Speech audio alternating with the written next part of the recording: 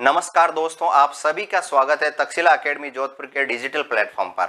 आप सभी विद्यार्थियों के लिए जो भी रीट 2022 परीक्षा में शामिल हो रहे हैं, उन्हें सभी विद्यार्थियों के लिए पहले तक्षशिला एकेडमी परिवार की तरफ से बेस्ट ऑफ लक प्रेषित करता हूं, ताकि आप सभी विद्यार्थी जिन्होंने ही एक अपना सपना संजोया हुआ है, अपने माता पिता का सपना जिन्हें आप पूरा करना जा रहे हैं, जो रीट 2022 जो पात्रता परीक्षा है उसके अंदर मिनिमम जो स्कोर है आपको वो लाकर, तो आप सभी विद्यार्थियों के लिए तक्षशिला एकेडमी लेके आया है रीट 2022 से संबंधित महत्वपूर्ण जो जानकारी है वो सारी की सारी इस वीडियो के माध्यम से आपको उपलब्ध करवाई जाएगी। आप सभी मित्र अपने मित्रों के साथ में शेयर अवश्य कर दें, ताकि इस वीडियो के माध्यम से इसमें क्या क्या महत्वपूर्ण जानकारी रहने वाली है और प्रश्न का जो पूरा पेपर है उस पेपर का लेवल क्या रहने वाला है, कितने प्रश्न आएंगे और मिनिमम जो मार्क्स है जो पात्रता परीक्षा के लिए आपको लेके आना है वो कैसे लेके आना है, इन सभी के बारे में अपन इस वीडियो के माध्यम से पूरी जानकारी उपलब्ध कराएं। तो चलें, 2022 रीट कब होने वाली है, तो सभी विद्यार्थी अच्छे से इसको नोट डाउन कर लें। और कब होने वाली है, ये 23-24 जुलाई को होने वाली है। एडमिट कार्ड जारी हो चुके हैं। जो भी विद्यार्थी एडमिट कार्ड निकालना चाहें वो जो राजस्थान सरकार की जो वेबसाइट है उस वेबसाइट के माध्यम से आप एडमिट कार्ड निकाल सकते हैं। तो एग्जाम 23 और 24 जुलाई को होने वाला है और उसके अंदर आप सभी को क्या महत्वपूर्ण आपको इसमें इंस्ट्रक्शन है, सूचना क्या क्या ध्यान रखनी है उसके बारे में अपन डिस्कशन करने जा रहे हैं। तो देखें, पहली चीज पहले अपन देखें कि प्रवेश पत्र आप बिल्कुल निकाल लें। परीक्षा जो 23 तारीख है तो उससे पहले पहले यानी 22 तारीख को आप प्रवेश पत्र जो वेबसाइट दी गई है उस वेबसाइट के माध्यम से आप प्रवेश पत्र निकाल सकते हैं। ध्यान रखें, ई मित्र के माध्यम से निकाल लें या आप घर पे निकालें तो भी आप अपने स्तर पर एडमिट कार्ड निकाल सकते हैं। आगे बात करते हैं दूसरे पॉइंट के बारे में। दूसरा पॉइंट कहता है फोटो युक्त पहचान पत्र, यानी ऐसा पहचान पत्र ओरिजिनल होना चाहिए जिसके अंदर जो आपने फॉर्म भरा हुआ उसी की एक फोटो लगी होनी चाहिए। यानी ओरिजिनल जो भी आपका पहचान पत्र है, चाहे वो आधार कार्ड हो या कोई पैन कार्ड हो या कोई वोटिंग आधार कार्ड हो, ऐसा कोई भी एक आधार कार्ड है वो आपके लिए जरूरी है, उसके अंदर आपका फोटो होना चाहिए। आगे बात करते हैं पेन से रिलेटेड, यानी पेन कौन सा चलेगा, तो पेन काला या नीला दोनों में से कोई भी पेन होगा वो चलेगा, लेकिन पारदर्शी होना चाहिए, ये ध्यान रखें। इन्होंने बिल्कुल एक इंस्ट्रक्शन के माध्यम से बताया गया है कि पेन कैसा होना चाहिए, पारदर्शी पेन होना चाहिए, चाहे काला हो चाहे नीला हो, दोनों में से कोई भी पेन चलेगा। आगे देखिए, अगला पॉइंट की ओर बात करते हैं।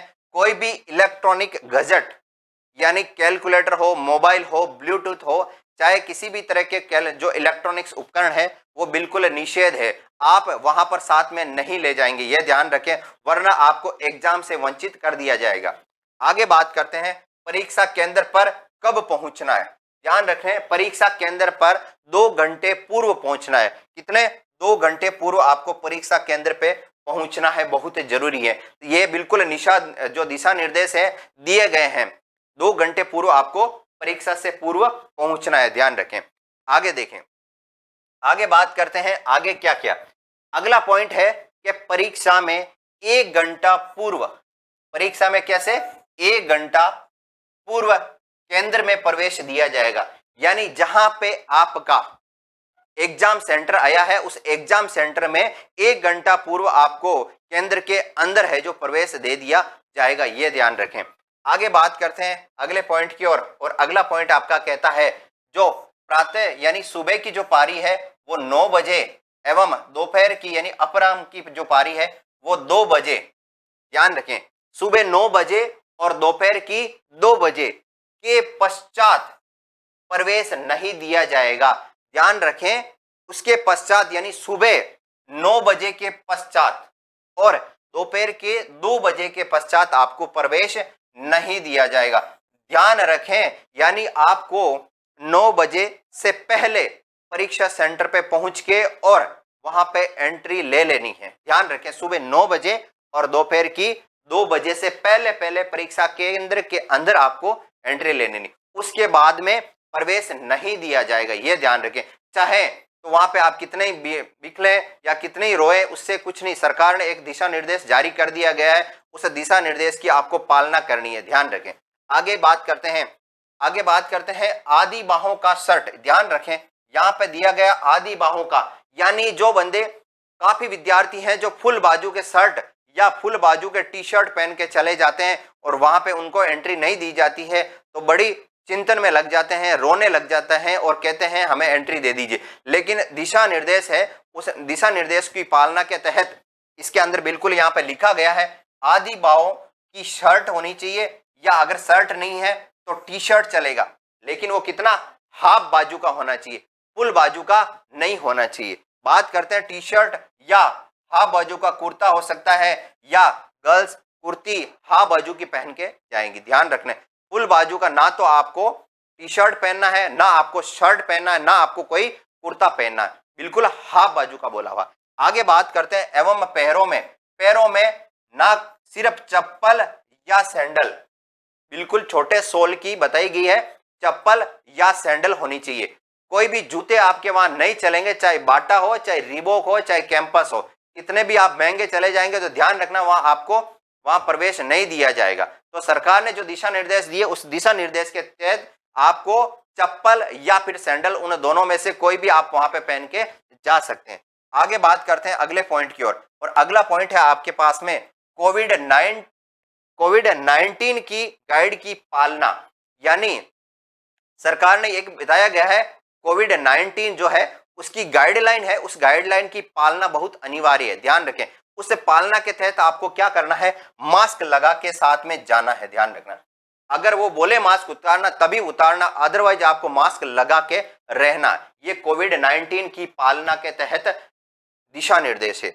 आगे बात करें और अगली बात की तरफ देखें, और अगला बात कहता है आपके लेवल 1 के जो विद्यार्थी है, यानी रीट लेवल 1 के जो विद्यार्थी हैं, उसके अंदर कौन कौन से सब्जेक्ट रहने वाले हैं, कितने पर्सन आने वाले हैं और कितने अंकों का ये पेपर होने वाला, इसके ऊपर अपन पूरी चर्चा करते हैं। देखें, इसके अंदर विषय की बात करता हूं तो विषय आपके टोटल देखें इसके अंदर दे रखे हैं, और ये विषय कौन कौन से हैं तो देखें।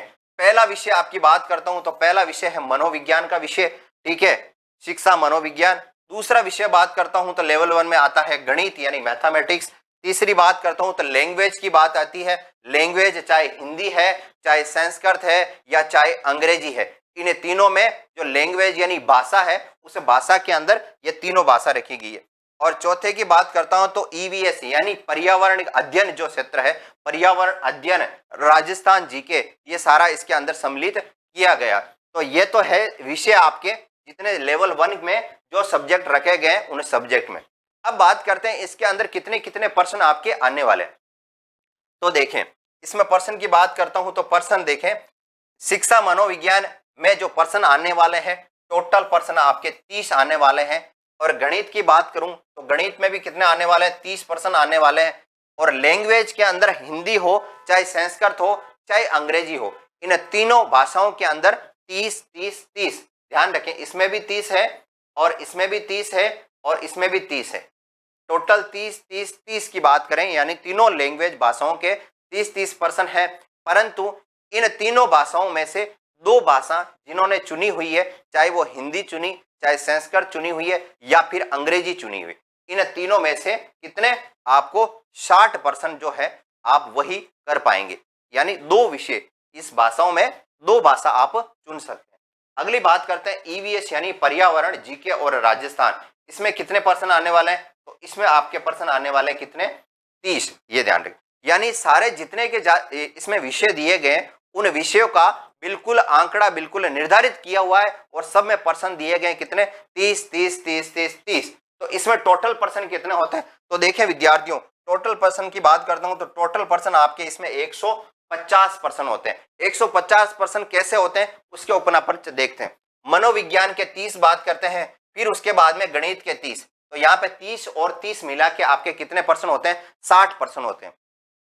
बात करते हैं इन लैंग्वेज यानी जो विषय की, तो इस विषय में कोई भी दो विषय जो आपने चुने हुए हैं, यानी दो विषय के अगर अपन पर्सन देखते हैं तो एक विषय में 30 पर्सन आते हैं और दूसरे विषय में आपके 30 पर्सन आते हैं। तो टोटल 30 और 30 पर्सन कितने होते हैं आपके, 60 पर्सन होते हैं। तो यहाँ पे बात करता हूँ, यहाँ पे अपने पहले हो गए थे 60, ठीक है, और उसके बाद में बात करते हैं तो उसके बाद में आपके कितने हो गए थे यहाँ पे 60। तो ये 60 और 60 बात करते हैं तो ये आपके कितने हो गए 120% हो गए।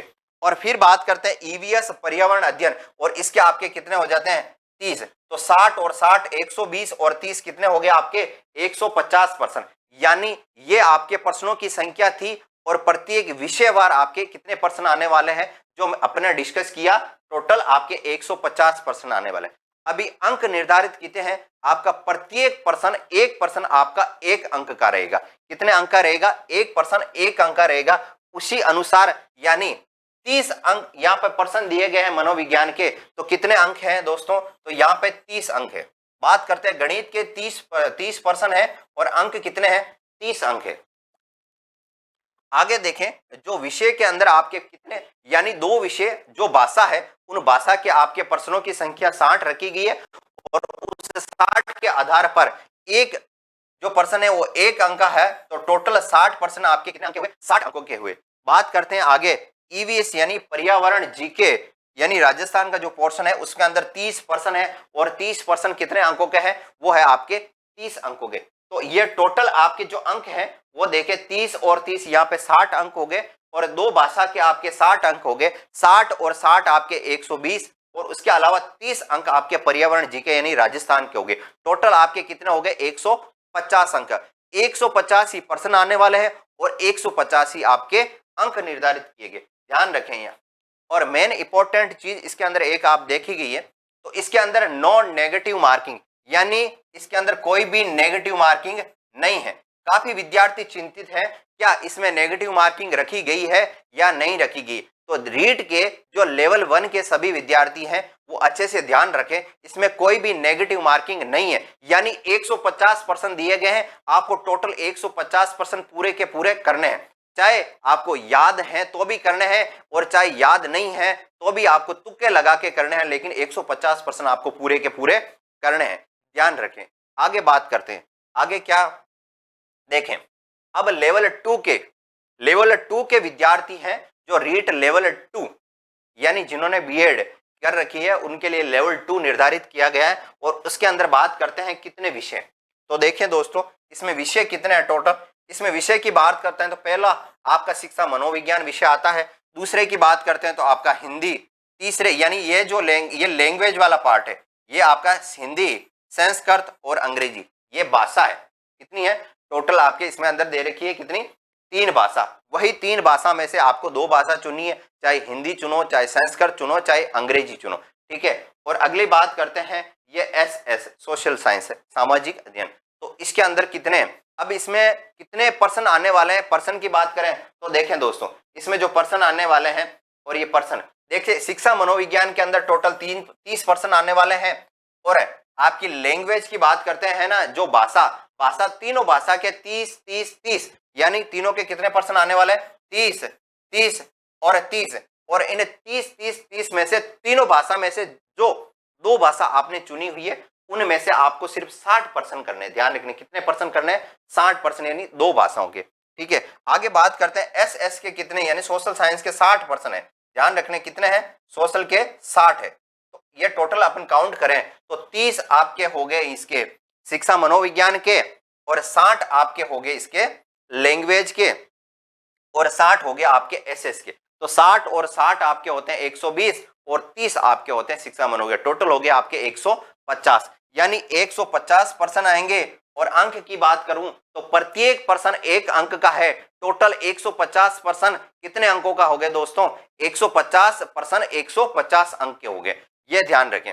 अब देखें इसके अंदर आगे बात करते हैं क्या इसके अंदर नेगेटिव मार्किंग है या नहीं है। तो रीट सेकंड यानी लेवल 2 के सभी विद्यार्थी भी चिंतित ना होए, आपके लिए भी कोई नो नेगेटिव यानी नेगेटिव मार्किंग इसके अंदर बिल्कुल नहीं है। तो टोटल आपको कितना करना है, टोटल पूरे में से पूरे सवाल यानी 150% दिए गए वो सारे 150% आपको करने हैं, कैसे भी करें चाहे याद है चाहे याद नहीं है, करने आपको पूरे 150% है, ध्यान रखें। अब आगे बात करते हैं, हाँ यानी जो पात्रता परीक्षा है उसके अंदर आपको 90 अंक जो लेके आने हैं वो 90 अंक आपको कैसे लेके आने। देखें विद्यार्थियों बहुत अच्छे से गहनता से आपने बहुत बढ़िया अध्ययन किया है, काफी वर्षों से काफी महीनों से आपने अध्ययन किया है, चाहे आपने ऑडियो के माध्यम से चाहे वीडियो के माध्यम से चाहे लाइब्रेरी में बैठ के आपने बहुत अच्छे से पढ़ाई की है, आपने बहुत अच्छे से रिवीजन किया है, वही समय आ गया है कि जितना आपने पढ़ाई की है उन सभी पढ़ाई को अच्छे से गहनता से सोचते हुए बड़ी बारीकी से प्रत्येक प्रश्न को आपको सोल्व करना है। ध्यान रखना, ज्यादा चिंतन नहीं करना बिल्कुल भी, अपने विश्वास के साथ कॉन्फिडेंस के साथ में आपको क्या करना है, इस एग्जाम को फाइट करना है। और जो आपने सपना देखा है इतने वर्षों से कि मुझे अध्यापक बनना है, और इस अध्यापक की दौड़ में पहले जो पात्रता परीक्षा है रीट 2022 वो मुझे कैसे पास करनी है, और उसमें जो मिनिमम स्कोर दिया गया है यानी 90 अंक वो मुझे कैसे लेके आना है, तो उसके बारे में अपन पूरी देखे चर्चा करें। 90 अंक कैसे लाना है, तो देखिए विद्यार्थियों, 90 अंक में यानी जो पर्सन है आपके टोटल पर्सन कितने आने वाले, 150 पर्सन आने वाले। ध्यान रखिए,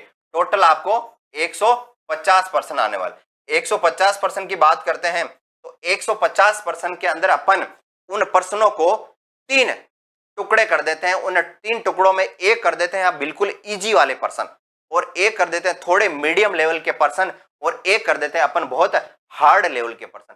हार्ड लेवल के पर्सन का मतलब है जो किसी को नहीं आ सकते। बहुत सारे धुरंधर हैं जिन्होंने बहुत अच्छे से पढ़ाई की है, बहुत गहनता से अध्ययन किया है, और वो कैसे करेंगे अपन देखें। तो ये देखें, इजी लेवल के यानी इजी जो पर्सन है जो सभी करेंगे, चाहे जिन्होंने भी रीट 2022 एग्जाम देने का सोचा है कि मुझे एग्जाम देना है और मुझे पढ़ाई करनी है, चाहे कितने दिन भी उन्होंने पढ़ाई की है, तो जो इजी लेवल के पर्सन है वो आप भी कर सकते हैं और सभी विद्यार्थी भी कर सकते हैं। इसका मतलब है देखें 150% का यानी देखें तो कितने पर्सन, 150 में से इजी लेवल के जो पर्सन है वो कितने आएंगे। तो बात करता हूं इजी लेवल के पर्सन है, ध्यान रखें, यानी 40% है वो आपके कितने, 150 में से 40% वो आपके बिल्कुल इजी लेवल के पर्सन आएंगे, जिन्हें आप भी कर सकते हैं। आपके साथीगण जितने भी मित्र हैं, चाहे जो भी रीट एग्जाम दे रहे हैं, वो सभी कर सकते हैं, इतने इजी लेवल के आएंगे यानी 40%। तो 150 में से 40% इजी लेवल के हैं, तो ये कितने अंक होते हैं, तो 150 में से 40% का मतलब होता है 60%। कितने, 150 में से 60% है जो आप आराम से सभी विद्यार्थी कर सकते हैं। अगर उन्होंने थोड़ी बहुत भी अच्छे से रोज नियमित अगर 2 घंटे भी पढ़ाई करी है तो आप आराम से 60% कर सकते हैं। आगे बात करते हैं पर्सन में, आगे बात करते हैं दूसरा लेवल, एक आता है मीडियम लेवल यानी बीच वाला, जिसके अंदर कुछ पर्सन है जो थोड़े से टफ लेवल के आएंगे, थोड़े इजी से थोड़ा सा ऊपर की ओर बढ़ते हैं, तो मीडियम लेवल के। अब मीडियम लेवल की बात करें तो मीडियम लेवल के अंदर ये भी देखें तो इसमें कितने मतलब परसेंटेज का क्राइटेरिया, तो 150 में से बात करते हैं तो लगभग 40% यानी 40% जो पर्सन है वो लगभग मीडियम लेवल के रहेंगे। तो मीडियम लेवल के यानी कितने, 40%। अगर 40% की बात करते हैं तो उसका लेवल में कितने पर्सन होते हैं, 150 का अगर 40% अपन निकालें तो लगभग कितने होते हैं, 60% होते हैं। तो 60% एक मीडियम लेवल के आएंगे, जिन्हें आपको थोड़ी सी कोशिश करनी पड़ेगी, थोड़ा सोचना पड़ेगा, लेकिन उसका उत्तर आप निकाल सकते हैं। या अगर आपने नियमित पढ़ाई करी है तो आप आराम से 60% जो है उसमें से लगभग आप कितना कर सकते हैं, डिपेंड करता है आपकी पढ़ाई के ऊपर कि आपने कैसे पढ़ाई की है, बड़ी गहनता से अध्ययन किया है तो ठीक है। और बात करते हैं तीसरा आता है अपना एक हार्ड लेवल, यानी जो आपको सोचने पे मजबूर कर दे कि यार मैंने बहुत पढ़ाई की परंतु ये ऐसे पर्सन है जो मेरे को बिल्कुल नहीं आ रहे। तो आगे देखें वो कितने परसेंट होंगे, तो बात करता हूं वो प्रतिशत की, तो वो लगभग आपके 150 में से 150 में से कितने हो जाएंगे, लगभग 20% हो जाएंगे, 20%। तो 150 में से 20% आपके हार्ड लेवल के होंगे, तो वो कितने परसेंट बनते हैं दोस्तों, 150 में से 20% का मतलब आपके 30% है जो हार्ड होंगे, जो आपको भी नहीं आएंगे, हो सकता आपके मित्र जिन्होंने पढ़ाई की है उनको भी नहीं आए, जो बहुत गहनता से अध्ययन किया उनको भी बढ़िया ढंग से सोचना पड़ेगा, क्या इसका उत्तर मैं दे सकता हूं या नहीं दे सकता हूं, या मैंने इतनी सारी पढ़ाई की उन सब का बड़ा गहनता से सोच के कि हो सकता है ये भी हो सकता है या ये हो सकता है, तो ये लगभग कितने आपके 30% आ रहे हैं। ध्यान रखें ये 30% आपको नहीं आ रहे हैं तो बहुत सारे विद्यार्थियों को ये 30% भी नहीं आ रहे हैं, ये ध्यान रखें। तो अब अपन को 90 अंक यानी 90 प्लस अंक लाना है, वो 90 प्लस अंक अपन कैसे ला सकते हैं, तो देखें 90 प्लस अंक की बात करता हूं, 90 प्लस अंक आपके इस तरह आप आराम से ला सकते हो। यानी कहने का मतलब है जो इजी लेवल के आपके कितने पर्सन आ रहे हैं, 60% आ रहे हैं। इजी लेवल के 60% आ रहे हैं और उसमें से मान लो आपको 60 के 60% आ रहे हैं, या हो सकता है कहीं इस तरह के मिस्टेक करती हो, पर्सन को पूरा पढ़ने में आपने गलती कर दी हो सकता है पर्सन में लास्ट में दिया गया हो कि यह नहीं हो सकता है और आपने उसका उत्तर कर दिया यह हो सकता। इस तरह से आप वहां पर थोड़ी सी छोटी मोटी गलती करके आपके 2-4-5% हो सकता है ऐसे गलत कर दें, या 2-4-5% आपको लगता आते भी नहीं हो। तो इसमें देखें तो 60% में लगभग आप 50% है जो आप आराम से कर सकते हो। मैंने 10% आपके लिए बिल्कुल हटा दिए, क्यों? हो सकता है कि आपको पढ़ने में गलती कर दी गई हो, या हो सकता है कि आपको थोड़ा सोच रहे हो परंतु वहां पर आंसर आपका दिमाग में उसको नहीं आ रहा है, तो उसके अकॉर्डिंग मैं आपका सोचता हूं कि 60 में से 10% आपने हटाए तो आपके पास में कितने हुए? 50% हो गए। यानी 50% का मतलब हो गया 50 नंबर आपके सिक्योर हो चुके हैं। आप 50 नंबर आराम से ला सकते हैं। ये हो गए आपके बिल्कुल इजी लेवल के मेथड। दूसरी बात करते हैं, दूसरा आता है आपका एक मीडियम लेवल का। मीडियम लेवल में 40% का मतलब होता है 60%। अब 60% में से कितने आप कर सकते हो और कितने आप नहीं कर सकते हो? तो देखो 60 में से इस तरह के कुछ एक पर्सन होता है जो लगभग आप आराम से 30% है जो आप आराम से कर सकते हो।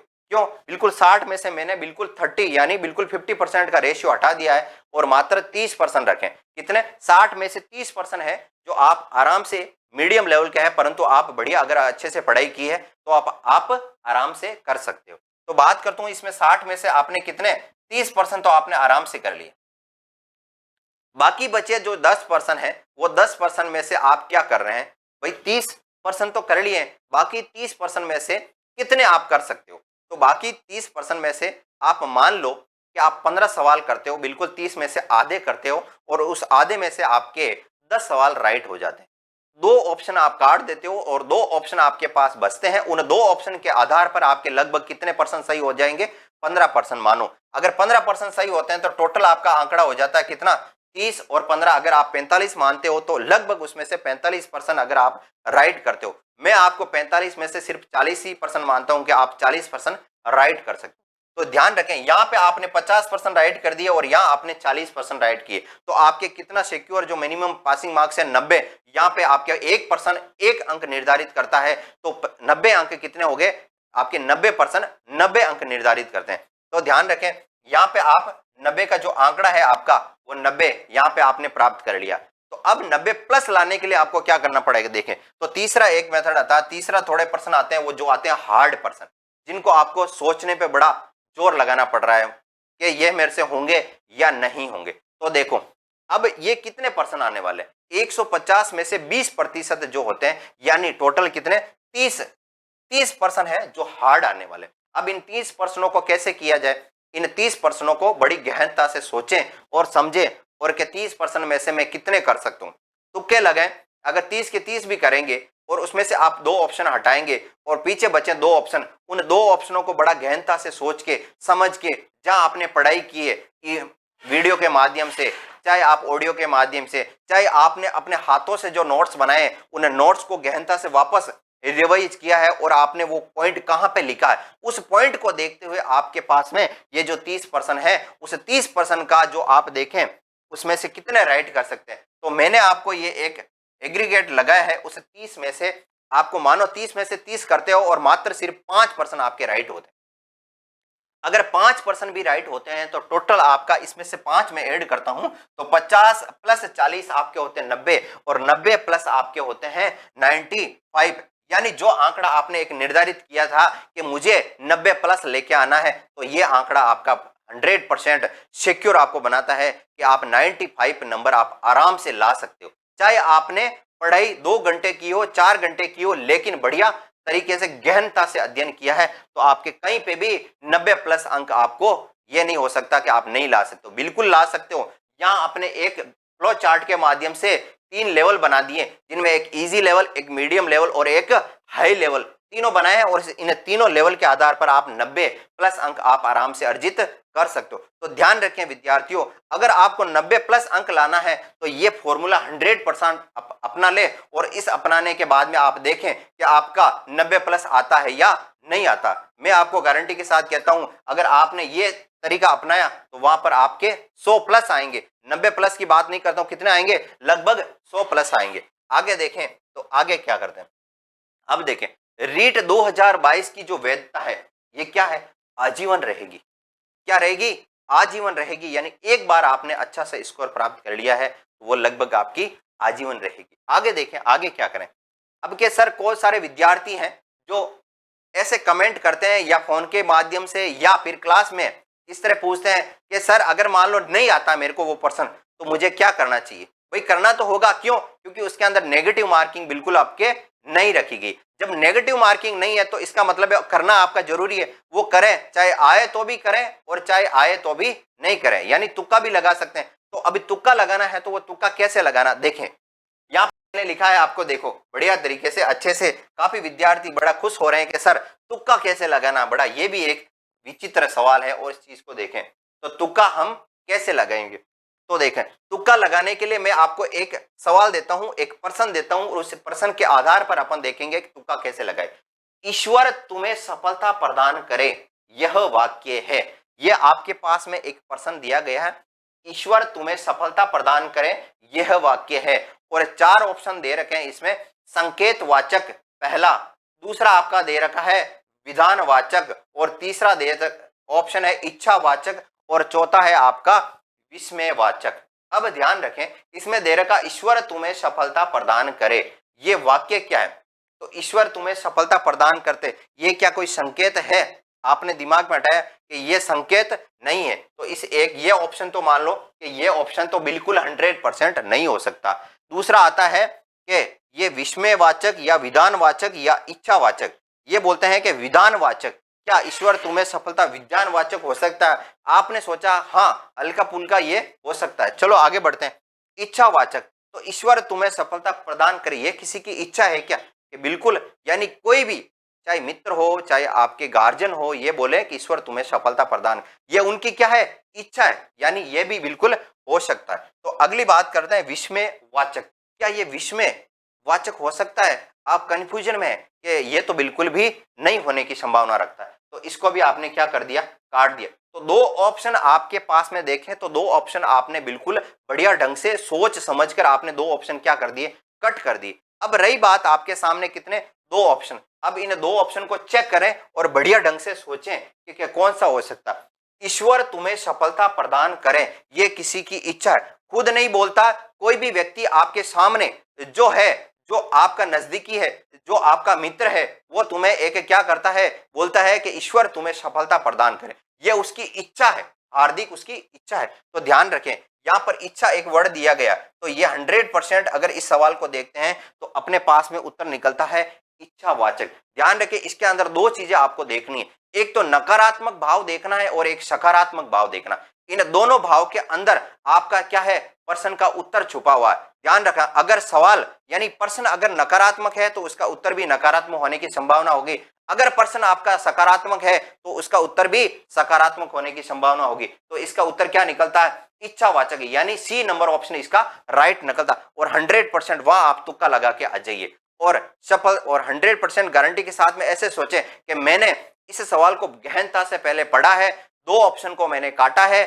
और पीछे बचे 2 ऑप्शन में मैंने दोनों को एक अंतर के माध्यम से, सकारात्मक और नकारात्मक भाव के माध्यम से मैंने देखा है और उसमें मेरा उत्तर क्या आया है, वो भी सकारात्मक। कौन सा, इच्छावाचक। तो ऐसे करके आपको तुक्का लगा देना है और उससे तुक्का हो सकता है आपका 100% सही हो जाए। आधे में से अगर मान लो आधे भी सही हो जाए तो भी आपको इस रीट पात्रता परीक्षा में सफल होने से कोई नहीं रोक सकता। आगे बात करते हैं, आगे देखें आगे क्या कहता।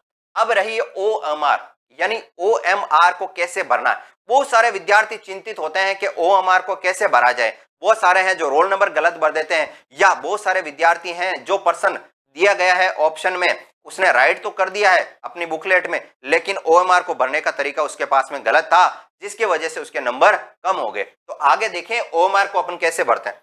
यहाँ पे आपके दे रखे हैं रोल नंबर, क्या दे रखे हैं दोस्तों, यहाँ आपके रोल नंबर दे रखे हैं। मानो आपका रोल नंबर है कितना, 0, 2, 3 और 4, ये आपके क्या दे रखे हैं, ये आपके दे रखे हैं रोल नंबर। ठीक है, इस रोल नंबर को आपको पहले क्या कर देना है, यहाँ पे यानी ब्लैक यानी काला या नीला पेन के माध्यम से आपको यहाँ पे पहले ये जो 0, 2, 3 और 4 यहाँ पे ये लिख देना। यहाँ लिखने के बाद में यहाँ पे नीचे बिल्कुल आपका एक सारणी यानी एक टेबल दे रखी होगी और उस टेबल में बात करते हैं तो यहाँ 0 से लेके और 9 अंक 0 1 2 3 4 5 6 7 8 और 9 तक पूरे के पूरे जितनी यहाँ पर ये लाइन दे रखी है उन सब में आपको 0 से लेके 9 तक यहाँ पे अंक आपको लिखे होंगे और बिल्कुल एक राउंड की शेप में यानी गोले के शेप में आपको ओएमआर के अंदर 0 से लेके 9 अंक तक आपको लिखा रहेगा। तो अभी इसको भरने का तरीका देखें कि इस गोले को जैसे आपके पास में यहाँ पे आपने आपकी शुरुआत करी और यहाँ पे आपके रोल नंबर में पहला आपका आया मानो 0, तो इस 0 को यहाँ पे गोला कहाँ करना, ध्यान रखना ये जो 0 है इस पूरी लाइन के अंदर ऊपर से लेकर नीचे तक देखना है और वहां देखना है 0 कहां पर आया। तो 0 कहां पर आया यार, तो यहाँ आया 0। तो ध्यान रखना ये 0 को आपको पहले क्या कर देना, साइड से पूरा का पूरा गोल कर देना और जैसे ही आपने ये पूरा का पूरा यहाँ पूरा गोल किया फिर इसके अंदर ये से ऐसे लेके और आपको पूरा 0 को क्या कर देना है, पूरा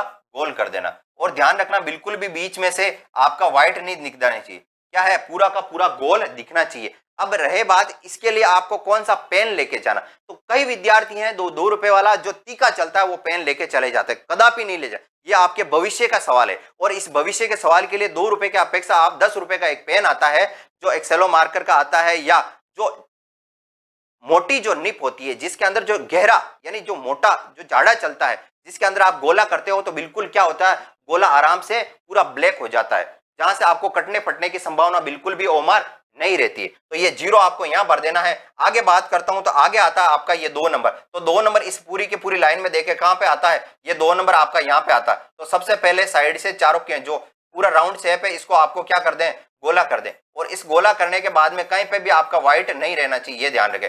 उसी तरीके से यहाँ पे 3 आ रहा है तो यहाँ पे भी क्या कर देना है, इस 3 को आपको पूरा गोला कर देना चाहिए। यहाँ पे देखें तो आगे आ रहा है आपका 4 और इस 4 को क्या कर देना चाहिए, गोला कर देना है। तो इस तरह से आपके रोल नंबर जो है आपको रोल नंबर क्या करना है, भरना है।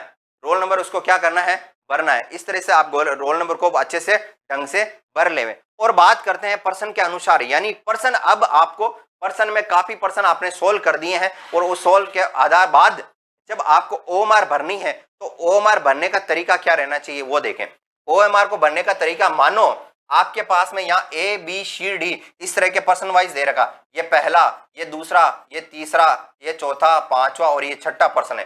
चारों पर्सन में ए बी सी डी यानी 4 आपको जो ऑप्शन होते हैं वो चारों ऑप्शन यहाँ पे दे रखे हैं। उन चारों ऑप्शन में मानो आपने पहला पर्सन पढ़ा और उस पहला पर्सन पढ़ने के आधार पर आपका उत्तर निकलता बी, आपका उत्तर निकलता बी, तो ये जो बी ऑप्शन दे रखा है यहाँ पे आपको पहले क्या कर देना है, राउंड यानी पूरा साइड से आपको गोला करके और फिर आपको पूरा का पूरा गोला कर देना। ये इस तरीके से मानो आपके पास सेकंड क्वेश्चन आता है और सेकंड क्वेश्चन में आपके पास में जो डी ऑप्शन है वो आपका करेक्ट होता है। उस डी ऑप्शन को आपको क्या कर देना है, गोला कर देना। ध्यान रखें ये गोला भरने का तरीका है, ये पूरा का पूरा ब्लैक होना चाहिए। क्या होना चाहिए, पूरा का पूरा ब्लैक होना चाहिए। कहीं भी आपको बीच के अंदर व्हाइट वाला पोर्शन बिल्कुल नहीं रखना। अगर गलती से भी अगर व्हाइट वाला पोर्शन रह जाता है तो हो सकता है कि वो वाला जो स्कैनिंग होती है ओएमआर तो उसको क्या होता है, गलत भरा जाता है, उसको गलत मान लिया जाता है। और ध्यान रखें एक बार अगर आपने इसको गोला कर दिया है और हो सकता है आपका उत्तर वापस ये आ जाए अगर चेक करते समय, तो आपको वापस नहीं करना है। क्यों, अगर वापस करोगे तो उसको बिल्कुल सही नहीं माना जाएगा। एक बार जो गोला कर दिया वही आपको राइट माना जाएगा। उसी तरीके से मानो 5वें पर्सन में आपके पास में ये ए है, तो ए आपका क्या होता है, राइट होता। आपके आधार पर ए राइट है तो आपको ए वाला क्या कर देना है, गोला कर देना। याद रखें गोला आपको बिल्कुल पूरा का पूरा ब्लैक करना है, कहीं पे भी आपको व्हाइट नहीं छोड़ना। तो इस आधार पर देखें तो आपके पूरे के पूरे पर्सन जो है वो 150% पूरे सोल्व हो जाते हैं। जितना टाइम सरकार ने दिया गया है उस टाइम का यूटिलाइजेशन करते हुए आपको आराम से गोले भर लेने हैं। अब रही बात गोले करने का तरीका, क्या आप पहला पर्सन पढ़ रहे हैं और पहला पर्सन कोई गोला करना चाहिए, कदापि नहीं। ध्यान रखें अगर मान लो आपने एक पार्ट किया है, चाहे आपने मानव शिक्षा मनोविज्ञान के आपने 30 सवाल है और 30 सवाल को आपने पहले अपने जो पर्सन दे रखा यानी पूरी बुकलेट जो दे रखी है उस बुकलेट के अंदर 1 बाय 1 करते हुए आपने 30 प्रश्नों को सोल्व किया है। तो जैसे ही 30 प्रश्नों को सोल्व कर दिया जाए आप उसी के अगले जो 5 मिनट के अंदर आपको क्या कर देना है, उसी शिक्षा मनोविज्ञान के 30 जो गोले हैं वो 30 गोले आपको कर देने। मानो 30 में से आपने 25 क्वेश्चन आपको आते हैं 100% और 25 क्वेश्चन 5 नहीं आते, उन 5 प्रश्नों को आपको क्या कर दें, आपकी बुकलेट के अंदर गोला लगा के और साइड में छोड़ दें और बाकी 25 प्रश्नों को आप क्या कर दें, गोला कर दें। और अगली बात करते हैं, अगला मान लो आपने हिंदी उठाया और हिंदी के अंदर जो 30 सवाल है उसे 30 सवाल में से फिर आपने 25% किए, तो 25% पहले आपने बुकलेट के अंदर आप टिक कर लेवे और टिक करने के बाद में जो अगले 5 मिनट होते हैं या 2-3 मिनट, उस 2-3 मिनट के अंदर क्या कर ले आप लोग, गोला कर लेवे। ऐसा कदापि नहीं करें 1% पढ़े और एक गोला करें, 1% पढ़े और एक गोला करें, ऐसा कभी भी नहीं करें। ध्यान रखें आपको 30% पढ़ने हैं और उसी अनुसार 30% को आपको गोला करना। ऐसे करते करते आप अगर लगातार बढ़ते जाएंगे तो आपका पूरा का पूरा पेपर है जो सोल्व हो जाएगा और पीछे लास्ट में आपके पास में लगभग 10 से 15 मिनट आपके पास में क्या होते हैं, आपके पास में बचते हैं। ध्यान रखें, तो 150% आराम से आपके सोल्व हो जाएंगे। तो ओएमआर भरने का तरीका क्या रहता है, इस तरीके का रहता है। ध्यान रखें, आगे बढ़ते हैं और आगे देखते हैं। तो दोस्तों ये पूरा का पूरा रीट के बारे में जो जानकारी अपन ने देखी कि रीट में क्या क्या रहने वाला है और पर्सन कितने रहने वाले हैं, टोटल 150% रहने वाले हैं और 150% के अंदर आपको किस तरह का करना चाहिए और 90+ अंक आपको कैसे अर्जित करना चाहिए, ये पूरा का पूरा इस वीडियो के माध्यम से मैंने आपको बताया है। होप आशा करता हूं इसी विश्वास के साथ में कि आप सभी विद्यार्थी जो भी रीट 2022 23 जुलाई एवं 24 जुलाई को देने जा रहा है, उन सभी रीट के विद्यार्थियों के लिए मेरी तरफ से, मेरी पूरी तक्षशिला एकेडमी परिवार की तरफ से सभी विद्यार्थियों को बेस्ट ऑफ लक प्रेषित करता हूं। होप आपका सपना, आपके माता पिता का सपना जो भी संजोया हुआ है उसमें आप सफल हों और एक अच्छा स्कोर निर्धारित बढ़िया अंकों से आप हासिल करें। इसी आशा और उम्मीद के साथ में मैं आपसे विदा लेता हूं। Thank you so much. जय हिंद।